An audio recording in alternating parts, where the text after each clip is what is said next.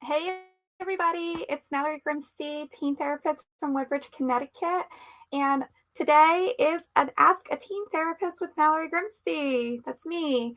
It is a little after 12:30. I apologize, I'm running a little bit late today, but I am here.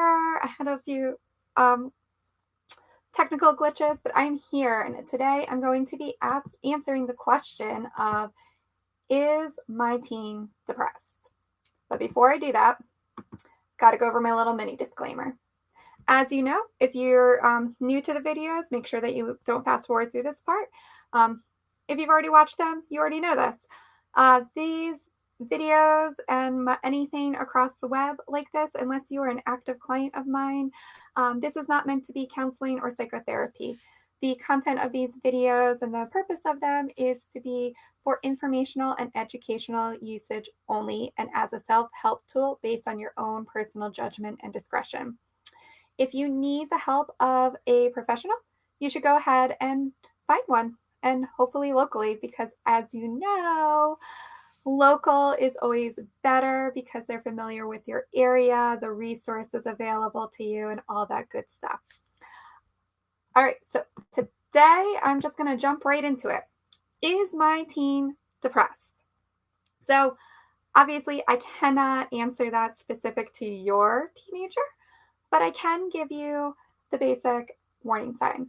So the difference between the two is that when it comes to depression, there is the feeling of feeling depressed, and then there is the actual clinical condition of depression. So the difference between the two is that everybody has felt depressed at some point in their life. Feeling depressed is an overwhelming sadness or emptiness or loneliness that it just doesn't feel good. It's in the unpleasant emotion category. Having clinical depression means that you must meet at least 5 of 9 different characteristics or criteria to be diagnosed by a mental health professional. So in the state of Connecticut, where my practice is based, somebody who is a licensed mental health professional, such as myself, I am what's called a licensed clinical social worker. I am allowed to diagnose these conditions. People who are medical doctors, whether they are psychiatrists, neurologists, those sort of things, can diagnose in this category.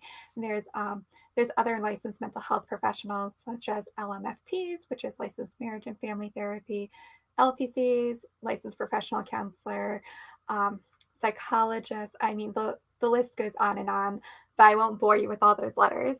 But just so you know, even a licensed clinical social worker, such as myself, is able to diagnose this condition safely as long as they have passed that exam, which I have done, and I've gotten all my clinical hours. All right, so what does teenage depression look like? Teens with major depressive disorder or an unspecified depressive disorder, which means that they have sprinklings of depression, but it's not a full-blown episode, tend to report feeling hopeless. They feel sad, they feel empty, they feel lonely, they feel irritable or angry. This is really important. Most people think irritability and anger are just general teenage angst. However, if it's coupled with some of these other things, it's something to pay attention to, because anger is a protective emotion. And so it can be protecting the teenager from a deeper hurt of sadness or emptiness. Something to just keep in mind with teenagers and kids in particular. They also report feeling unmotivated, tired or exhausted, worthless, excessively or inappropriately guilty, restless, have a low appetite. They can be indecisive. And the really scary one is they can start to feel suicidal, thinking that the world would be better without them. Now, of course, we do not want any of our teenagers to be feeling this way.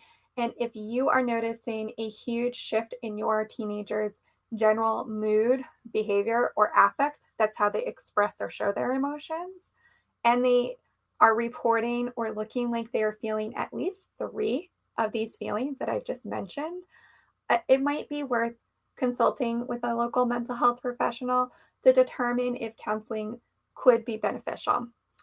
To have a diagnosis of a major depressive disorder, you need to have a major depressive episode.